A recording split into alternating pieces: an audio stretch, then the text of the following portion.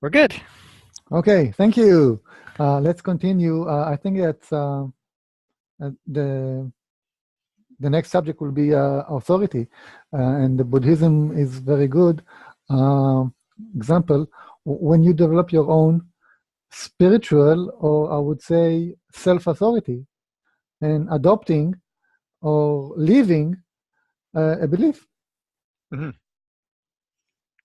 Well, we So, all have our basic fundamental authority because, in fact, we are our own designing. But at the same time, go ahead. but our self authority is distinguished as children, as kids, when we are indoctrinated Hmm. by our parents, by our culture, whatever. Hmm. Okay? So how we, let's say, deprogram and develop our own authority, especially regarding spiritual beliefs. Okay. Well, the first thing we need to confirm and realize within ourselves that we have our own authority right from the beginning. And even though we may have been conditioned and trained to respect other authorities, meaning I don't have as much say, but somebody else that knows more or older than I am, especially as children, saying, well, I'm their parent, the parent, Mm-hmm. and I have authority over my children, or the children saying, oh, my parents have authority over me, um, and things like that. Because in essence, that becomes part of our programming, but in essence, we realize at some point that that doesn't even serve. And Mm-hmm. we can disengage from the idea of this whole authority part of it. It's interesting because I've had conversations with parents in talks that I've had, and Mm-hmm. uh, where they say, well, we have to take the authority role. We have to take the responsibility role for our children because they don't know better.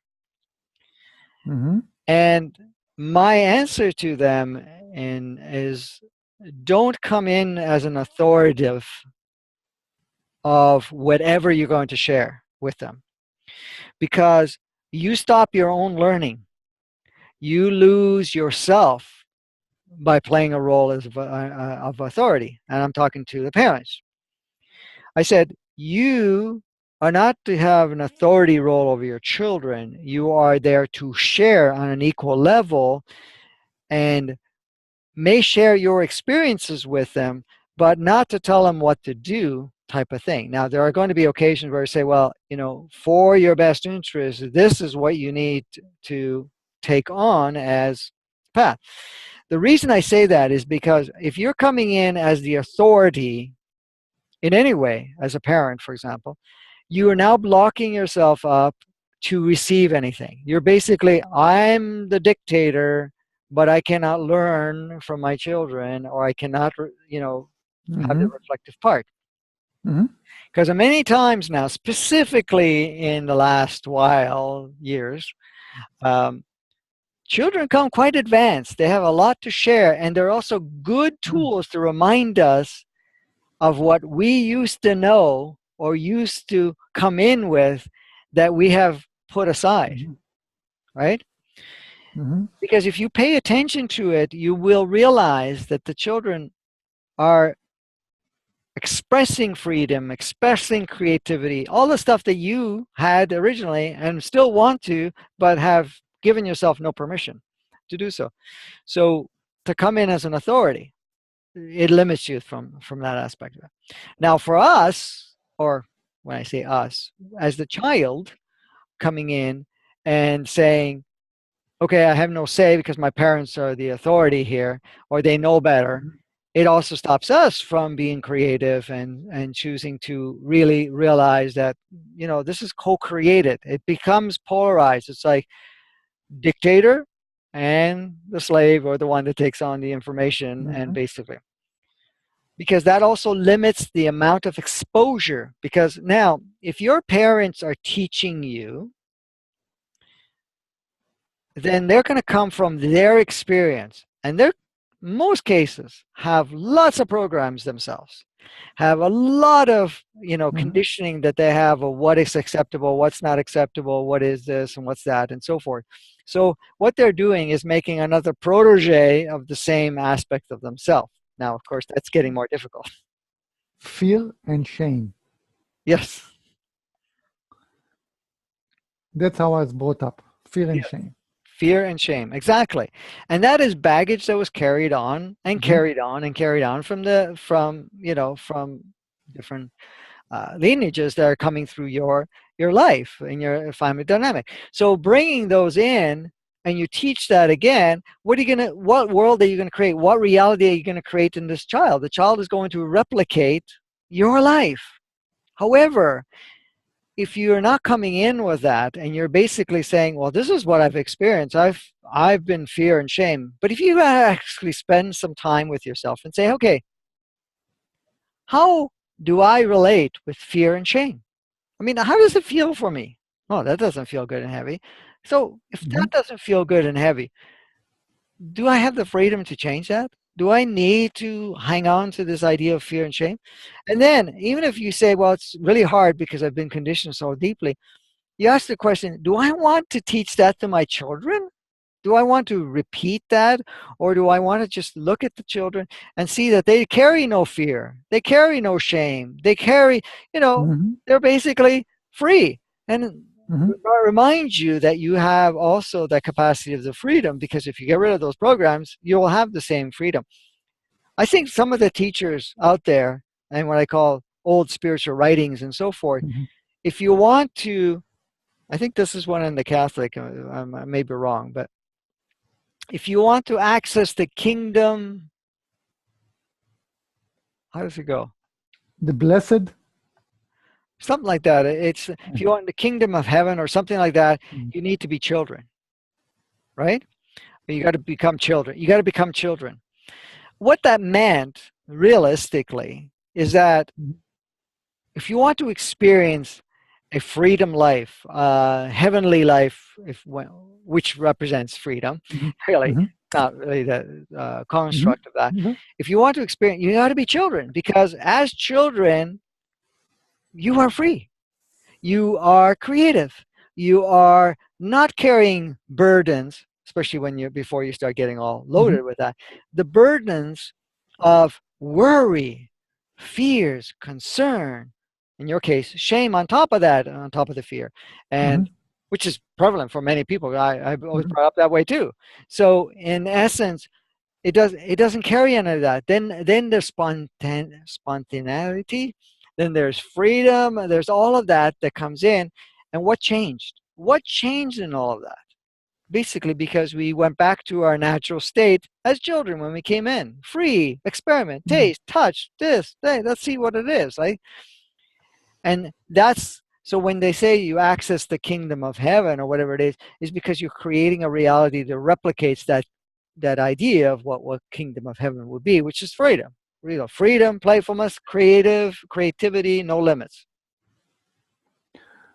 But we explore limits with limitations, right?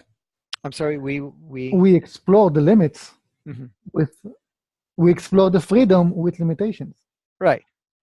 right? So as children and also as adults, we look for the boundary. It's what's called pushing the envelopes, Mm. right? Yes. Um, so pushing the envelope is actually testing the the authority. Correct. The illusionary authority, Yes, because that's what it is. yes. And it also pushes our limits in when that limits is program limits. It's not our true limits, because we are limitless when we enter. The limits Mhm. are either brought in the programs or programs that we take on. So by pushing the envelope, or like you said, the limits and all of that stuff, we're basically it's actually another tool, because when you do that, you will see certain programs activate within yourself. Mhm. Now, that could be your own pushing of limits, but it could be also your children or somebody else pushing the limits. For example, say somebody comes into your life and they start going outside of what is acceptable within your, you know, reference Mhm. or frame of reference within yourself, then it's going to trigger your stuff coming up, and you say, oh my God, how, like for example, a woman takes off her top, for example, and they're walking Mhm. outside, and then all of a sudden another woman sees a man would probably react differently, but another, or except if you're in some Arab country. But if you're in North America or someplace else, and another woman will automatically respond, it's like, oh my God, that's wrong, and Mhm. because there are limits. It's like, oh, but as a child, they can run all completely naked and no problem. There was Mhm. no shame. There was no idea that this is appropriate or not appropriate because they felt natural. Oh, I want to run naked, whatever it is, as a child, right? Mhm. Mhm. And they have no issues with that. But now, growing up, all of a sudden you made your world small. But now you see somebody undressing, or they're going topless, for example. Then all of a sudden it's like, oh, it triggers them, and then it makes them look at, whoa, what's that? Why am I so wrong with that? Then they could see the programs that come up with them, or what they've adopted as their own limits within themselves. This is Yes. acceptable. That's not acceptable. The trick is self-awareness at what triggers me, Hmm. right? Correct. That's what you said. Yes. But beyond that, there's the authority. Yes. Okay. Am I even allowed to question this question? Okay. For instance, if you are, let's say, in a military construct, okay, Hmm. first you obey, then you question. Right. Okay? Otherwise, there are implications. Hmm. Usually, they are not pleasant. Hmm. But once you stop abiding to the fear construct of the army, okay, it all collapses. And I have some example from soldier when I was a soldier about 30 years ago. They stopped playing the game. They said, "Okay, I don't want to participate," Perfect. and they was sent to prison for 6 days and came back, and they didn't change them, so they were released. The army was not able to cope with them. They were Hmm. not participating, Correct. and they were not in the fear of going to the prison anymore, Right. right? But that requires one is courage, great courage, willing to pay the price, and sometimes in other, let's say, very oppressive places, it's the ultimate price. Second is being aware. Okay? And we are, I think, as we spiritually grow or evolve, okay, there are many spiritual tricks and I would say deception going on about authority. Mhm. And I want to um, I'd say to use or facilitate this talk, the conversation, to expose some of the tricks and deception in spiritual authority. Okay. Well, the fundamental part of it is there's no such thing as authority except agreed upon acceptance that someone or some entity or some group has the ultimate say on how to play the game or how to act, respond, and what's acceptable and not acceptable. That is, like you said, with the army based, it's that. So it does reflect not only on the human perspective, but it also reflects on the spiritual part Mm-hmm. because there is no hierarchy, there is no authority in the spiritual realm. There is ones that take on the idea of it and will reflect it out to anyone connecting, saying, I'm more advanced, I'm not more advanced, this is what's right, this is what's wrong, this is that. Even spiritual rules and so forth, there are no rules. As source, everything is an open platform to experience, create, and unexperience and uncreate. I mean, it just is. Like you can do whatever you want to do.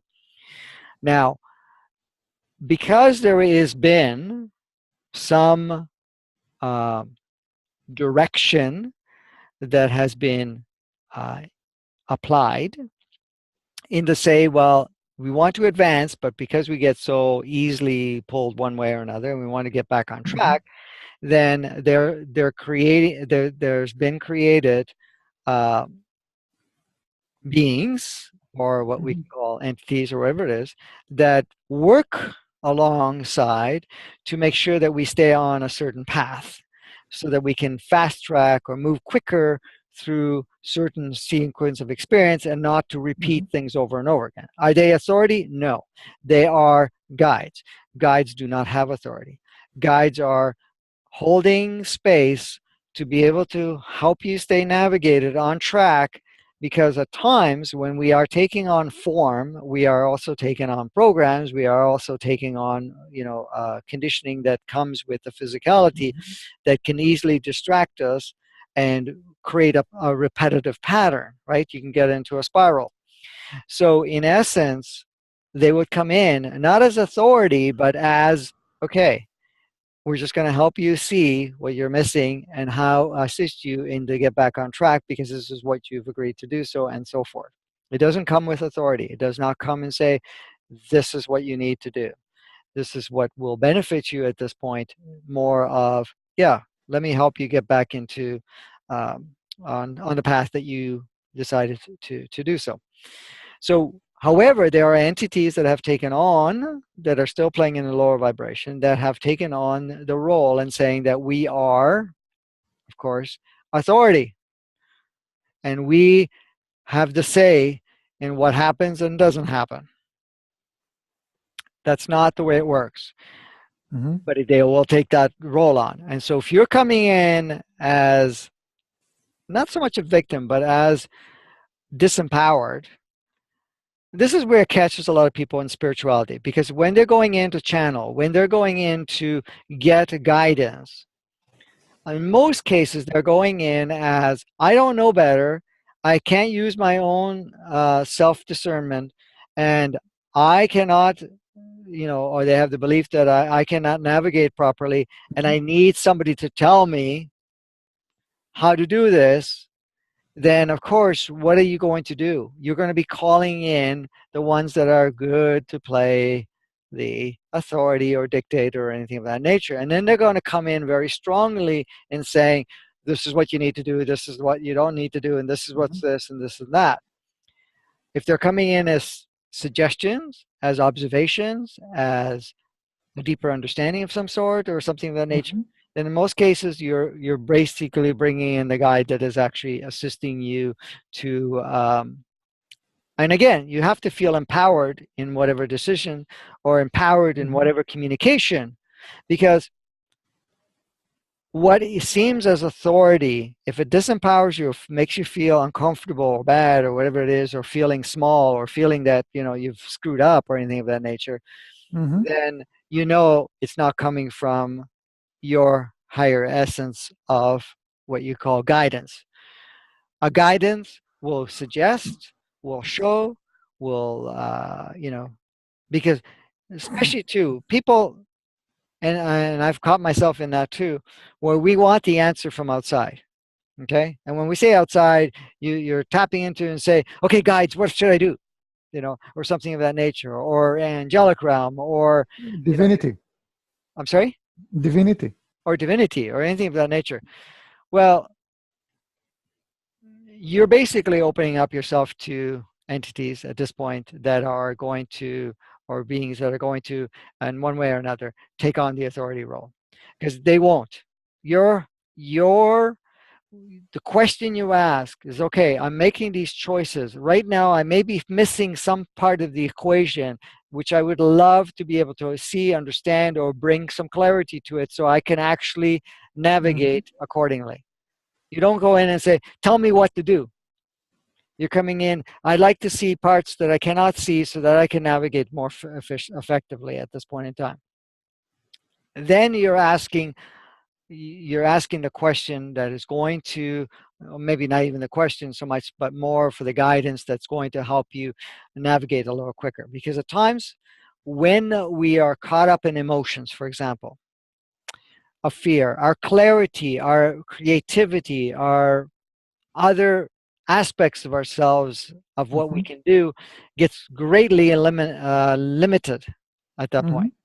So when we're asking for guidance, you ask for, what can I see more clearly so that I can shift this and be able to create a different reality at this point in time? Something that I'm missing, just show it to me so that I can navigate. That's how you go in, and that's how now you're not creating tears, and you're not giving power to another entity or giving power to some spiritual authority of some sort. Okay, Mm-hmm. because when I play in that field, I don't see authority ever. It's always cooperative. It's always whatever. If you're given certain instructions for something, it's saying, well, it would be best to go and do this. They're never going to come in and say, you need to do this. Because I had this just recently. I did a session with somebody just recently, Mm-hmm. and this is not the first time I've heard it. They come in and say, I'm getting all these orders. I got to do this. I got to show up over here, and I got to go clear this. I got to go do that, and whatever it is. And I'm going, if you're giving directive of what you need to do, okay, it's not coming from a higher source. It's coming from something that is imposing itself or projecting something that is not of you. If it's saying your presence are required here, it's up to you if you go, but your presence would be best serving here, and it will clarify your presence, your energy, whatever it is going to facilitate. Then you are getting information that would be more conducive to which Mm-hmm. direction to go. But it's still ultimately up to you if you show up there or not. Okay. So it's Mm-hmm. always a suggestion rather than a command or rather than a directive. You need to do this. Okay. Let's mention um, the mediums that facilitate dead people. Hmm. Okay, Okay. and I'm not endorsing this, but this is a situation. This is I would say what's called existing situation in reality. Hmm. And how can we differentiate um, the authenticity, or let's say the beneficial?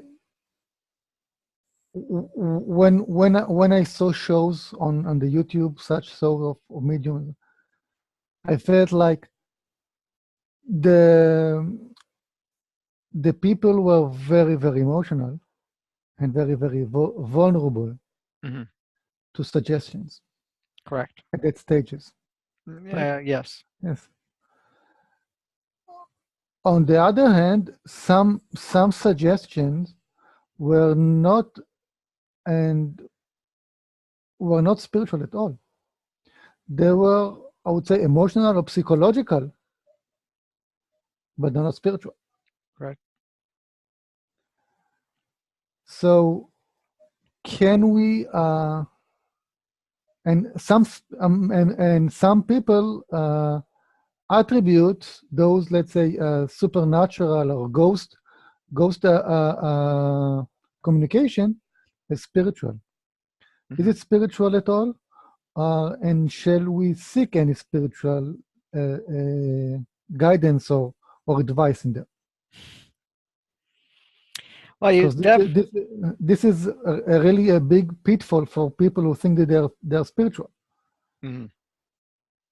Yeah. Well, you got some pretty intense questions here. Um, Regarding the mediums, there's different levels you can access.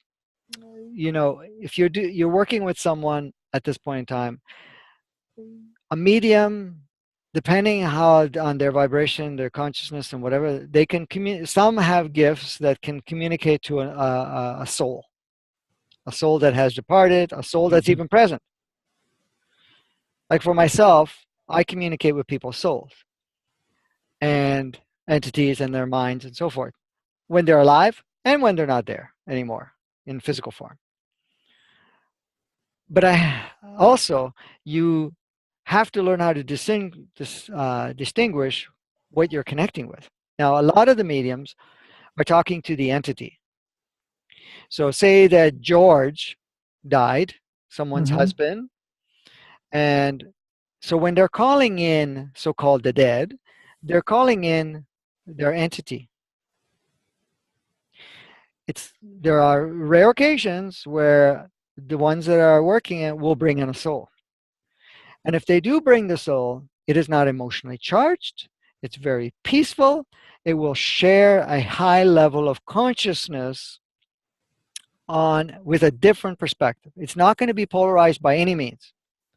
For example, there are people that I have brought in that have come that want to speak to a dearly beloved that left. Okay, so I always have the question is, what are you looking for as an answer? Do we talk to the entity or are we needing to talk to the soul? Because the soul is not going to give you the same Yeah. information as the entity. Yeah. But many times it's not really a question. It's emotional relief Hmm. of the agony Correct, that the other side, the dead person is okay and is safe and is well. correct, correct. And in that case, then you really want to connect with their soul. So because the soul is going to give you, because it's going to be on what you call the other side or the side with non-form, and doesn't carry the programs that an entity would, because the programs will carry the entity of that person still there, and we'll still Mm-hmm. have polarity conversation. Uh, but so if you want peace, because you want to connect with that soul to see how it is on the other side, or how it felt it was done, or what happened, or something of that nature, then yeah, you're going to bring in the soul, and then you can get that information. You're going to get that level of communication. It's very peaceful. And as Mm-hmm. much as the person may be emotional because they feel the loss or anything, that's kind of their program. But when you're talking, so a medium is helpful for people that are still, feeling disconnected from a loss or someone, Mm-hmm. because we all have the opportunity to talk to a loved one that's passed, but we've been conditioned that we can't. So in that case, we need a third party. We need somebody else to come in and be the medium, the connection in between. The authority. Yes, the perceptional authority. Yes. So, um, what was I going to say? Yes. So, in essence, at this point, uh, the person that's inquiring about this, will receive what they need to receive based on are we coming it from the entity or coming from the soul. So, at that point in time, the medium, if they're very neutral and so forth, because some of the mediums really can't access souls. They access only the entity. Some mediums don't access much of anything when it comes to the person, but it will access a different entity, or sometimes they make it up too. I'm not saying that's the case. Mm. But some cases that happens, right? And it's really them speaking based on their stuff, their programming or whatever it is, or what the other person wants to hear or something of that nature. They'll make stuff up, sort of thing. There's a percentage of that too. The thing is, someone going in, yeah. Yes. About that, I also understand that some mediums they they think that are connected to the entity or whatsoever. What they actually do, they are connect telepathically to the client. Hmm. Correct. Yes. Yes. They are not aware of that, but that's what they receive. Correct. Correct. Absolutely. Uh, so how can we or the clients or whoever is welcome to view and and see this picture, discern.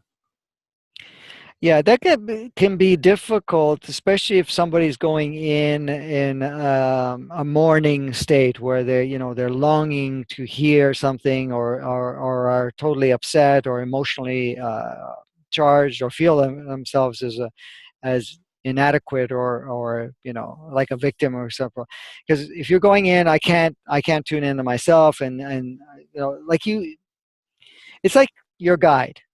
Okay, if Hmm. you want to tap into your guide, you're going to go in and say, okay, just give me a perspective of what I'm missing here so that I can go there. Instead of going in, give me the answers type of thing. Because then if you're coming in with asking for the answer, you're very in a disempowered state. And it's the same way going to a medium. If you're going in a very disempowered state, then it's very different what you're going to Hmm. get, because in essence now you're putting that medium into authority, and also the soul that left, or the entity that left, as authority over you.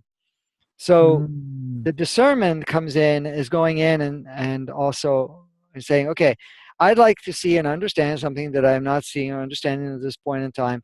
That So I'd like to contact with my husband that passed away, or wife, or whatever, or Hmm. friend, or parent, or whoever, right? And I'd like to tap into their soul because I really want to understand. And then you're now giving direction, and you're focusing on that to want to connect at that level. And the medium now becomes the medium the way they're supposed to be, rather than the medium, being the person to go with possibly their own intention of whatever that may be at that point in time. And then when the communication is coming, you'll notice what I would say the discernment comes in, is that if you're connecting to the soul and that's what you intend to, it's not polarized. And it's very, very calm. It shares very much. It will share what's like on the other side. It's not going to say, well, it's Hmm. horrible, it's this or it's that, or, there's fear based, because that's not coming from, that's more of an entity thing, or an entity that comes in. Because that's the other part too, is that say you want to get to George, the entity of George, Hmm. or the soul of George, and the medium doesn't make the proper connection, or does a clear connection, if they go in as like, my mandate is to get them whatever information they want, yes, you can connect with them, with the client, but you can also connect with other entities. They'll come in as so-called imposters, if you want to call it that. They will Hmm. say, oh, okay, this is what they want to hear, and I'm going to give them that information. And but then the medium is not discerning either, and no, neither the client. So that becomes Hmm. kind of a whole different uh, ball of wax. So if you're going to go see a medium, is to go in with really what you want to get clarification on, and specifically request, and focus on, like the client, focus on the energy of the person that departed, and go beyond the physical part, not remembering, oh, they used to do this for me and they used to do that, because that will direct you. Let's put it this way: as the client, if you're going in and wanting with the memories of how they played the role physically in your life, missing them because of they used to act a certain way, be a certain way, they may be curious, whatever Hmm. it may be, then when the medium is connecting, unless the medium is really good, we'll connect with the entity, because because the client is really the one that determines, uh, Hmm. what you're going to connect with. But if the client is coming in and tuning into their essence of their departed, and wanting to communicate with the essence of the departing of the soul of the departing, then it's a little easier for the medium to be able to connect, and then they will get information, or a level of Hmm. communication which is very unpolarized and very peaceful in most cases. So, so your point of view is looking at how polarized the information is. Yes, polarized, and how it makes you feel when you're connecting with that. Does it Sometimes it can give you peace at first, but then there's an unsettledness that will give you an indicator. But the thing is, when you're connecting, you'll notice If it's not polarized, you go into a soul level. But even at the same time, it's the questions you ask and how what you're focusing on at the time about the departed that's going to be instrumental for you to get what really uh, you want to. Again, like for example, with me, when my mother showed up after she passed away, I had no desire to talk to her entity because, as far as I was concerned, her entity it didn't matter at this point. Not that it didn't matter because I already experienced that entity played out in the human form. So there was like, Mm-hmm. no, I don't want to have all those programs, memories, fears, all that stuff come into the equation. It was more, yeah, I'd like to talk to the higher aspect of my mother. Okay. Because that's what I wanted to connect with because I wanted to see the wiser, if you want to call it that, the Mm-hmm. wiser version of my mother, not the role that she was playing. Because when I looked at my mother as a physical form, Mm-hmm. I knew there was a wisdom in her, but that was not coming out. That was not coming out forth. She was fear-ridden, fear-ridden. She was, very polarized, very, so many, and you can tell that the programs were running her. But I Mm-hmm. wanted to tap into the wiser her, and that's when she showed up. It was okay. Now I recognize. And the other thing too, Mm-hmm. the communication was totally different. It wasn't a communication that was similar in any way, shape, or form. And this applies to everybody to the human communication you would have had. And that's why you can recognize that too. Because if you're Mm-hmm. going to have a communication like you would have had as the person that departed in the human form, still having the dialogue back and forth and mixed emotions or mixed the ideas of what should be, then you're basically talking to the entity. But if you're now coming in and connecting with their soul, Mm-hmm. you're not going to have the same level of dialogue. It's completely different. And when I talk to, for example, my mother, but I've talked to other people that have passed away, um, it was so refreshing to meet that mother. It was like, wow, it would have been nice if you had adopted that in, or more of it in human form, because it would have been a whole different relationship. It would have been really nice because it wasn't a fighting, too, because in essence, she fought me all the way. Mm-hmm. And when I say fought, Mm-hmm. resisted anything I would have shared. It was like, no, she was coming from authority, God's authority in her The eye. dogma. Dogma, yes. God's dogma, authority, you know, and she wasn't open to anything else. And so the level of communication was one-sided and blocked on the other side. But when I had the communication with her at the soul level, it was like, that's refreshing. Now there's a Mm-hmm. wisdom communication. None of the other stuff came up, Mm-hmm. you know? None of that stuff came up, and the communication was different. So that's a good way to tell. So even if you're using a Yeah. medium, you can tell by that. It does not reflect the human communication or the fears or anything of that nature. It basically is wisdom being shared. Okay. Now it's 20. It's 10:10. Yes, It's about time. yes, And shall we stop? yes. If there's anything you want to wrap up about Yes, the I would like to express concluding, my then we'll conclude it. yes, I would like to express my gratitude. The end. I'm not done. I have lots of question and inquiries on the stack, and I hope to continue soon, probably next week. Yeah, I look forward to it. I must say that I've never had an interview of this nature and an Thank you. openness of this nature. Uh, so normally I don't have too many interviews back to back like we have. I think we're on Mhm. number 5 now, and Yes. yeah, and we split up this one, so it's probably 6, but 5 new, complete. Normally, in a short period of time, that doesn't normally happen, because you keep going further and further, which is beneficial because people want to know this stuff. But if I'm not asked a question, and this is the thing I've said to people, when people say, "Well, what do you have to share with me?" I say, "Well, I would ask you the question, what are you feeling called to know that you don't have access to? Because it's like this. The way I describe it as an analogy, Mm-hmm. it's like you walking into a library with thousands and thousands of books and asking the librarian or someone there, what do I need to read today? Yes, It doesn't work that way.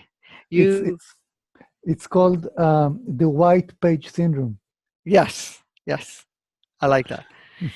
So you go in and you say, okay, this is what I want to know right now. I'd like to ask, inquire about this. So can you direct me to a book that gives me that information? And then you're directed to that book. And that's how it works with me. People say, well, what do I need? What do you want to share? You're talking to the whole library here. You have to direct, you tell me exactly what you want to know, and we're going to play with it. And that's where we go. Okay, I'm playing with my own fears and issues, with being with authority, being defiant, and being curious. That's Perfect. me. Perfect. Perfect. Until next time, And playful and playful. which is, well, you need that. Absolutely. You need the Playful. playfulness. If we get caught up in Okay. seriousness, and I say to people all the time, uh, I said, don't take spirituality or whatever you want to label it as serious because it is just playful and fun also. If you It's a virtual direct, game.